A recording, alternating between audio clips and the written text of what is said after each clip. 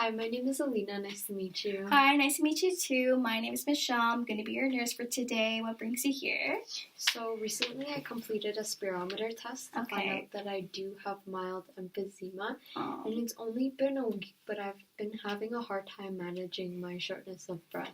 Oh, I'm really sorry to hear about that, but could you please tell me what you know about emphysema? So emphysema is a chronic obstructive pulmonary disease affecting my lungs. Okay, very good. You are correct. To add on to what you said, it's a long-term progressive chronic lung disease that primarily causes shortness of breath due to enlargement of the alveoli, which is the air sacs in your lungs. They basically look like a group of small grapes in a bunch, so I do have a picture to show you. This is a picture of damaged air sacs. You can see how frail they look and elasticity has been lost. Okay, stage 4 emphysema could look like this if the disease continues to progress. Thank you for showing me this. I'm actually a visual learner, so seeing this actually helps me better understand my disease. I'm glad you find it helpful. Do you currently smoke or smoked in the past? Yeah, I've been smoking for a very long time, but I'm glad to say that I haven't been smoking for about a month now. Wow, congratulations. Quitting is truly not an easy thing to do. Yeah, it hasn't been easy for me, but I have been using a nicotine patch to help me with my withdrawals. Wow, that's very good. Do you remember when you first started smoking? I am 50 now, and I started in my 20s, so in and around 30 years, I would say. Okay, could you please tell me about where you live? Recently, I just moved downtown, and there is a lot of construction in the area. And recently, I have been coughing up thick yellow phlegm. I don't know if that's just a sign that I'm getting a cold or... Okay, so this could be a sign of an infection, and I am concerned. Do you have your flu shots updated? Honestly, I've been very busy with work and life, so I haven't got to that. Okay, that's okay, but it is very important to keep your flu shots updated to prevent an infection. Thick yellow phlegm is an indicator of an infection, so I'd highly suggest to see your doctor and to make sure that you do get your flu shots updated as soon as possible. Thank you for letting me know. I am worried, so I will make sure to get that done. Okay, so it's also very important to avoid secondhand smoking, exposure to air pollution and chemical fumes, because this could irritate your lungs even more.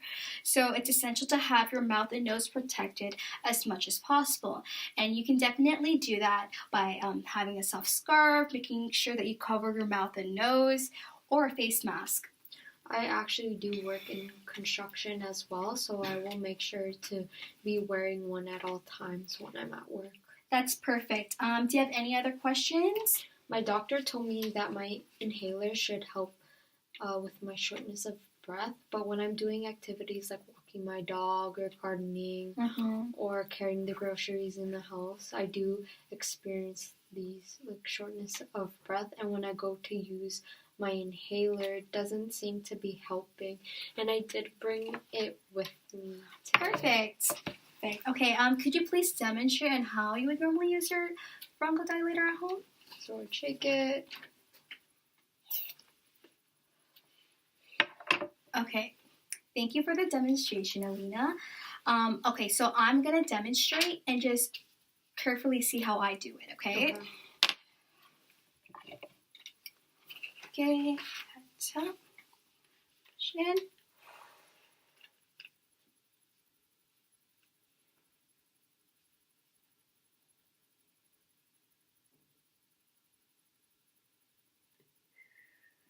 Were you able to notice a difference, Alina?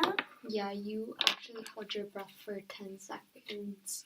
Exactly. So this allows the medication to go straight to your lungs, and when this step is not done properly, this literally defeats the whole purpose of using your bronchodilator. So I cannot stress enough about how important it is to use it properly. Thank you for pointing that out to me. I'll make sure that when I am using it, I will use it correctly, and I will hold my breath for 10 seconds. Very good. Shake it.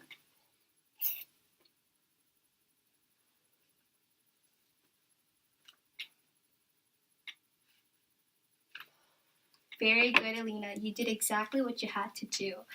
Okay, do you have an accepted spirometer at home? Yeah, I do. My doctor gave it to me, but honestly, it came with a lengthy page of instructions, and honestly, it's just been sitting on my dresser at home. Okay, that's okay, but an accepted spirometer is extremely beneficial to help keep the lungs healthy. So you mentioned that you were a visual learner, so I found a great video that clearly demonstrates on how to use an accepted spirometer properly. Okay. Headed. Now, see if you can do it yourself. Sit up straight on the bed or chair, exhale fully, seal your lips around the mouthpiece, and then breathe in as slowly and deeply as possible.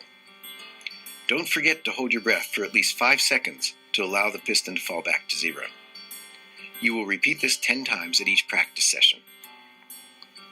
Always remember to sit up straight, inhale slowly and deeply, keep the flow indicator in the better or best position, slow down if you feel lightheaded.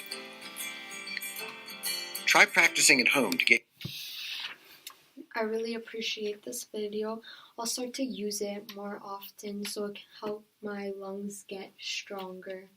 Yeah, for sure. So I do have a link written down for you, so you can always go back to it if you ever forget how to use your accepted spirometer.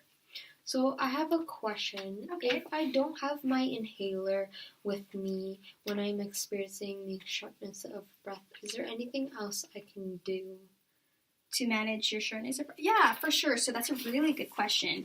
So pursed lip breathing exercise is one of the easiest breathing techniques. It's important because it helps you calm down and slows down your breathing. So just watch me and then repeat afterwards, okay? It's just really simple. You just step straight, take a deep breath in, and then just blow as if you're blowing out candles, okay?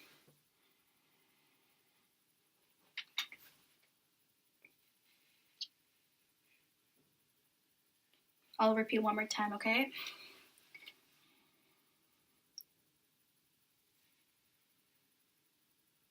Would you like to try, Alina?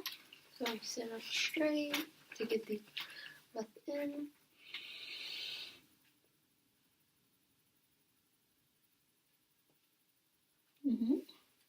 Very good, Alina. So key is to remember to breathe twice as long, then repeat 2 to 3 times as necessary. Wow, that was easy. Thank you for showing me that. So after all of the things that we've talked about, is my disease curable?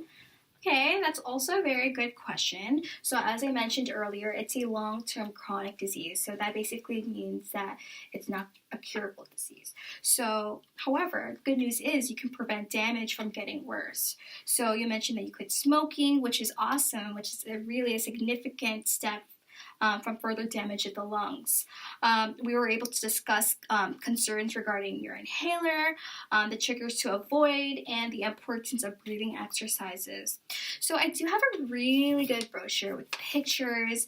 It has everything that we've covered today. This is just a really good reminder to manage your own symptoms at home. Thank you so much. You were extremely helpful. Yeah, no problem. So maybe I can see you in about a week or so. Yeah. Hi, nice to see you again. How's it going, Alina? Everything has been going good for me. I've been using all the tips and the breathing exercises and using my puffer correctly, and it's really helped me manage my shortness of breath and help me with all the activities that I've been doing.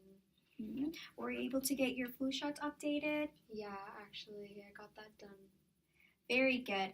I'm glad all the tips has helped you. If you have any other concerns, you can always come back to me. Okay, thank you so much. And nice meeting you. Nice to meet you too.